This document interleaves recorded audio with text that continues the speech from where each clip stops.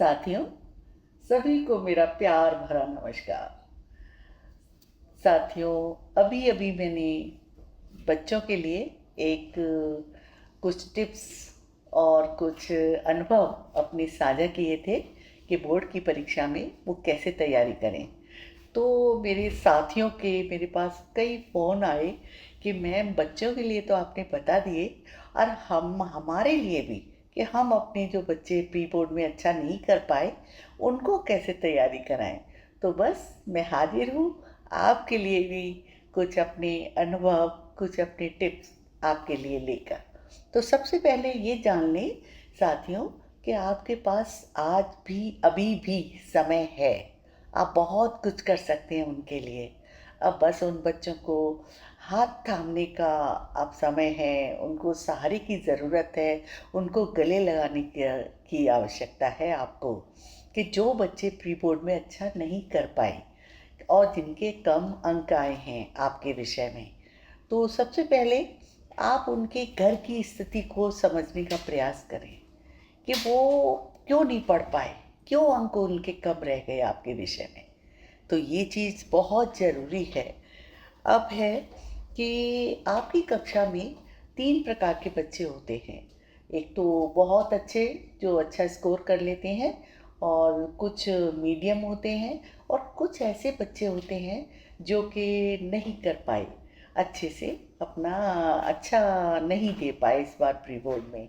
तो बस उनको आपको साथ रखने की ज़रूरत है, उन पर ध्यान देने की आवश्यकता है।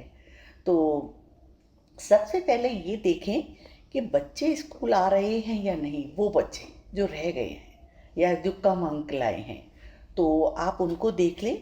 वैसे तो प्रैक्टिकल्स स्टार्ट हो गए हैं, बच्चे वैसे भी कम आ रहे हैं, पर फिर भी आप इस चीज़ पर ध्यान दें कि वो क्यों नहीं आ रहे, और यदि प्रैक्टिकल हो गया तो भी उन पर ध्यान दें कि वो स्कूल आएँ। और यदि वो स्कूल आ रहा है तो बहुत अच्छी बात है कि उनको आप 4-4 क्वेश्चंस डेली स्कूल में बिठा कर ही याद कराएं और लिख लिख कर प्रैक्टिस करा दें।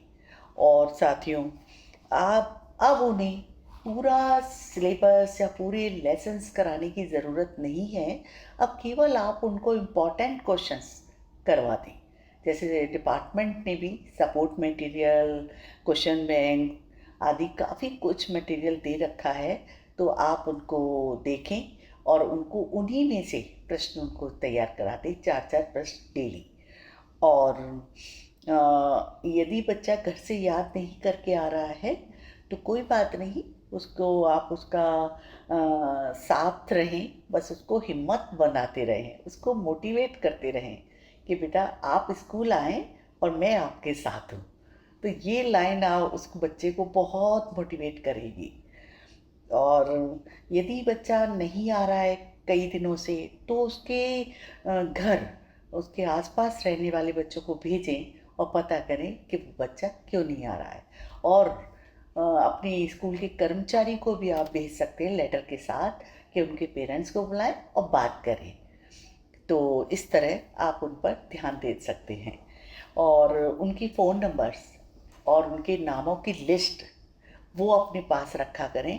और डेली जो 4 क्वेश्चन दे रहे हैं, तो यदि स्कूल में नहीं कर पाया, अगले दिन के लिए जो 4 क्वेश्चन दिए हैं, तो शाम को एक कॉल ज़रूर कर लें उन बच्चों को कि बच्चे आप क्या कर रहे हो, कितने क्वेश्चन याद हो गए, कितने नहीं हुए। तो ये उसे उसे एक जो टच है वो बहुत आगे तक ले जाएगा।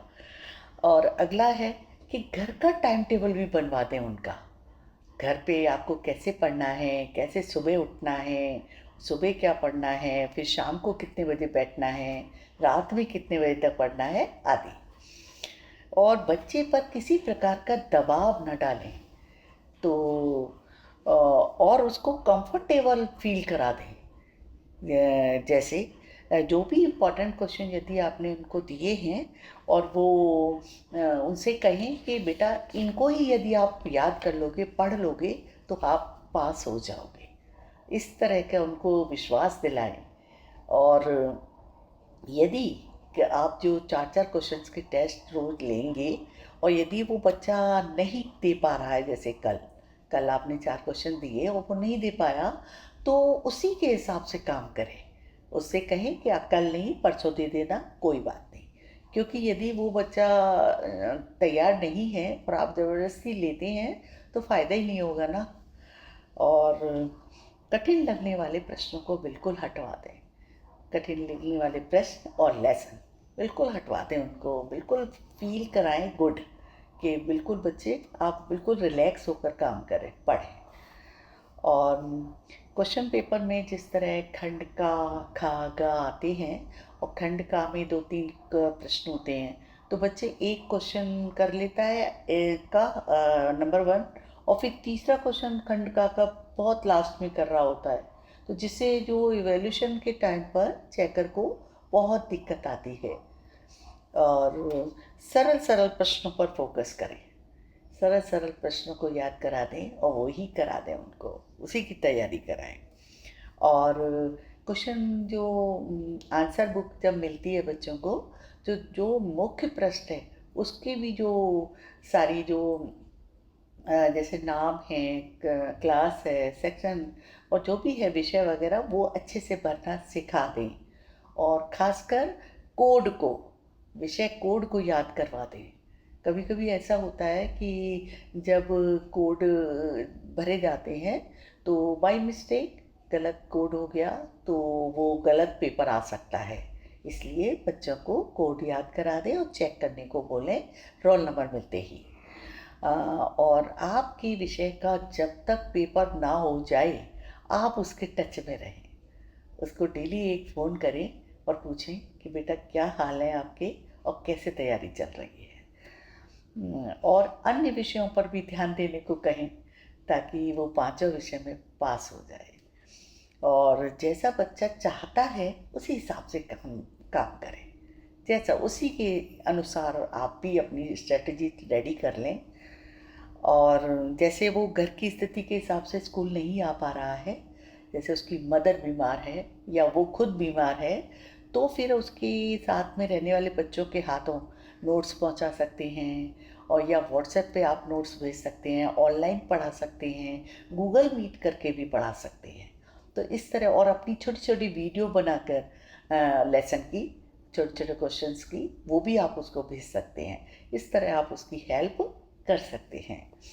अब रही बात कि आपकी जो प्यार, आश्वासन, सहारा जो इस समय उसको मिलेगा, वो मैं निश्चित रूप से कह सकती हूँ कि वो ज़िंदगी भर आपका एहसान नहीं भूलेगा, और आपका उसका भविष्य आपके हाथों में है। Thank you so much. Thank you.